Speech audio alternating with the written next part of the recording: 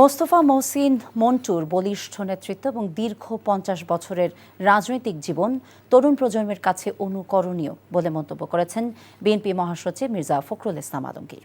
কেন্দ্রীয় শহীদ মিনারে Mohsin মন্টুর মরদেহে guard of honour এবং সর্বস্তরের মানুষের শ্রদ্ধা নিবেদন শেষে এমন মন্তব্য করেন তিনি। বলেন, নীতি এবং নৈতিকতার সঙ্গে কখনো আপোষ করেনি মোস্তফা মহসিন মন্টু। এ সময় তার দীর্ঘদিনের রাজনৈতিক সহযোদ্ধারা বলেন, তিনি সবসময় একটি গণতান্ত্রিক দেশের স্বপ্ন দেখতেন।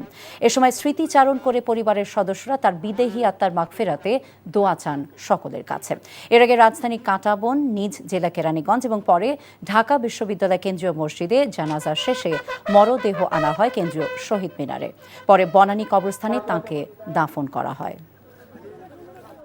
একজন বরেণ্য রাজনীতিক, তাকে চলে যাওয়া আমাদের দেশের রাজনীতিতে একটা বিরাট শূন্যতা সৃষ্টি করলো।